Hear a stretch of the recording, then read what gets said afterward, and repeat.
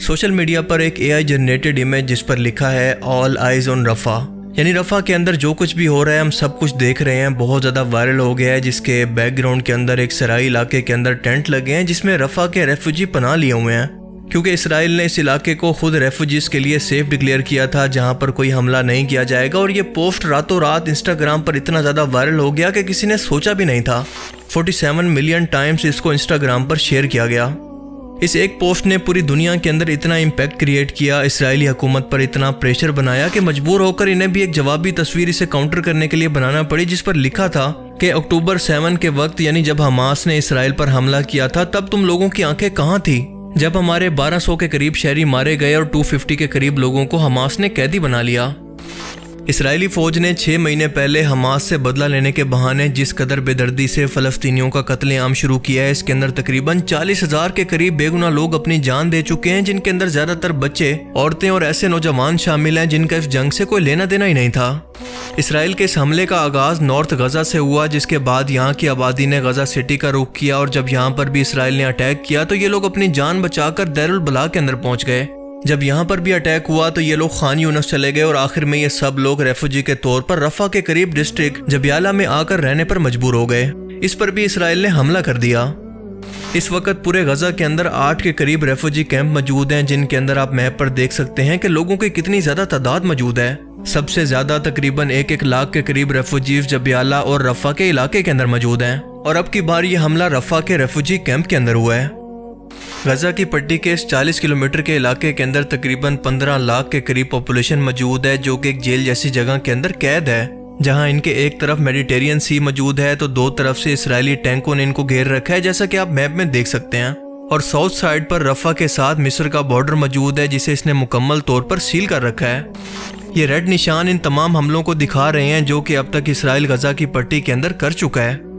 रफा में जहां पर आम निहत्ते मासूम लोग पनाह लिए हुए थे जिनका इस जंग से कोई ताल्लुक ही नहीं था, वहां पर बिना किसी वार्निंग के अचानक से एयर स्ट्राइक कर दी गई, जिसकी वजह से इन कैंपों में आग लग गई और 200 के करीब लोग मारे गए, जबकि कई सौ के करीब लोग जख्मी हो गए। 200 के करीब बेगुनाह लोगों की जान लेने के बाद और कई सौ को जख्मी करने के बाद इसराइली वजीर आजम का इस पर यह मौक़िफ़ था कि हमारा ऐसा कोई इरादा नहीं था, ये दरअसल हमारी एक टेक्निकल गलती थी और हम इस हमले की तहकीकात कर रहे हैं क्योंकि हमारी इतलात के मुताबिक इनमें से एक कैंप के अंदर बारूदी सामान मौजूद था जिन्हें हमें ख़त्म करना था। और दूसरा ये कि जब तक हमास हमारे कैदियों को रिहा नहीं कर देता, हम ना तो ये हमले बंद करेंगे और ना ही कोई जंग बंदी करेंगे। मुमकिन है कि पूरा 2024 ही इसी जंग के अंदर गुजर जाए। अपने इसी जुल्म और बर्बरियत की वजह से इसराइल मुसलसल पूरी दुनिया के अंदर अपनी हिमायत खो चुका है और वो सफारती तौर पर भी आइसोलेट हो रहा है। 28 मई को 3 इंतहाई अहम मुल्कों यानी स्पेन, आयरलैंड और नॉर्वे ने फ़लस्तीन को एक अलग रियासत के तौर पर तस्लीम करने का ऐलान कर दिया।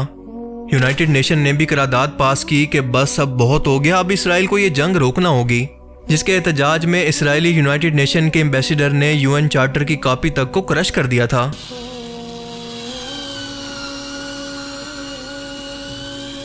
You are shredding the UN Charter with your own hands. अंदाजा लगाएं कि ये लोग नफरत के अंदर किस हद तक भरे हुए हैं। साउथ अफ्रीका, जो कि एक नॉन मुस्लिम मुल्क है, इसने आलमी अदालत के अंदर इसराइल के जुल्म के बाद इस पर वॉर क्रिमिनल होने का केस कर दिया और करोड़ों डॉलर लगाकर यह मुकदमा आलमी अदालत में जीत भी लिया। इंटरनेशनल कोर्ट ऑफ जस्टिस ने नेतन्याहू को वॉर क्रिमिनल करार देकर इसके अरेस्ट वारंट भी जारी कर दिए हैं।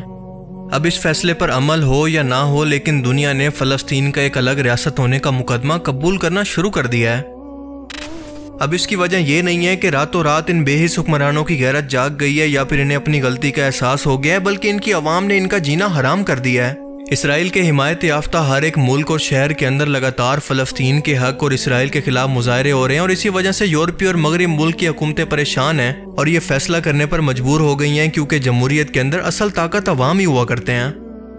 अमेरिका जैसे इत्तेहादियों ने भी रफा पर हमले के अंदर इसराइल की मदद करने से इनकार कर दिया और लंदन के अंदर तो हाल ही में कुछ दिन पहले हंगामों की वजह से तकरीबन 3 पुलिस वाले जख्मी हो गए और 40 मुजाहिरीन को अरेस्ट किया जा चुका है। ये खबर सिर्फ 3 दिन पहले की है। 500 के करीब लोग इस मुजाहरे के अंदर शरीक थे, जबकि फ्रांस, जर्मनी, कनाडा और ऑस्ट्रेलिया के अंदर भी बिल्कुल यही सूरत हाल है। ये वो मुल्क हैं जो कि इसराइल को गजा पर हमला करने के लिए आर्म्स और मिलिट्री सपोर्ट फराहम करते हैं।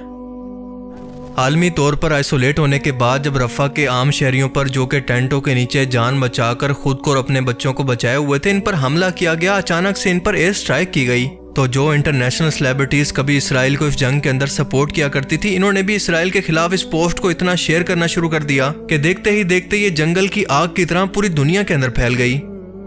इन सेलिब्रिटीज़ के इस पोस्ट को शेयर करने की वजह से इसको इतनी रीच मिली कि आम लोगों को भी पता चल गया कि रफा के अंदर इसराइल क्या जुल्म कर रहा है। बेगुनाह निहत्ते फ़लस्तीनियों की नस्ल कुशी की जा रही है और असल हकायक क्या है जो कि इंटरनेशनल मीडिया आपको नहीं दिखा रहा। और ये कि मजीद अगर तुमने यही जुल्म जारी रखा तो पूरी दुनिया तुम्हारे खिलाफ एक होकर इकट्ठा हो जाएगी। हॉलीवुड सेलिब्रिटीज दुआ लिपा, लेविस हैमिल्टन, गिगी और बेला हदीद ने इसको शेयर किया। हालांकि अमेरिका इसराइल का सबसे बड़ा इत्तेहादी है और अमेरिका ने रफा पर इस हमले के बाद ये जस्टिफिकेशन दी है कि रफा पर हमला करके इसराइल ने कोई रेड लाइन को क्रॉस नहीं किया। वो अमेरिका ही है जो कि इस हमले के लिए 66% तक हथियार इसराइल को फराहम करता है, जिसके बाद दूसरे नंबर पर जर्मनी और तीसरे पर इटली का नंबर है। इसके अलावा इंडियन बॉलीवुड एक्टर्स जो कि अब तक इस मसले पर खामोश थे, उन्होंने भी इस तस्वीर को शेयर किया जो कि काफ़ी हैरानकुन था, क्योंकि भारतीय रियासत इस मामले पर हमास के हमले को इसराइल पर टेररिस्ट अटैक मानती है, लेकिन साथ साथ इसके 2 स्टेट सोल्यूशन की भी हामी है। यानी इन सेलिब्रिटीज़ ने अपनी स्टेट के मौक़िफ़ पर भी एतराज़ किया, जो कि काफ़ी जुर्रत की बात है। यही वो प्रेशर है जो कि अब इसराइल के लिए बर्दाश्त करना इंतहाई मुश्किल हो गया है, क्योंकि ये एक तस्वीर इनके असाब पर सवार हो गई है। इसीलिए मैं आपसे कहता हूँ कि आपकी जितनी भी हैसियत हो, आप सोशल मीडिया पर इसके मुतल्लिक आवाज़ उठाएं, क्योंकि एक एक आवाज़ मिलकर पूरी दुनिया के अंदर इनकलाब लाकर इनकी सोच को बदल सकती है। ऐसे लोगों के दिमाग को भी बदला जा सकता है जिनको इनके बिकाऊ मीडिया ने हिप्नोटाइज किया हुआ है। जो एहतजाज कर सकता है वो फिजिकली जाकर एहतजाज करे, अगर हैसियत हो तो माली तौर पर मदद करे, बाइकआउट कर सकता है तो इसराइली प्रोडक्ट्स का बाइकआउट करें। लेकिन पाकिस्तान के अंदर मुझे ऐसा होता नजर नहीं आ रहा।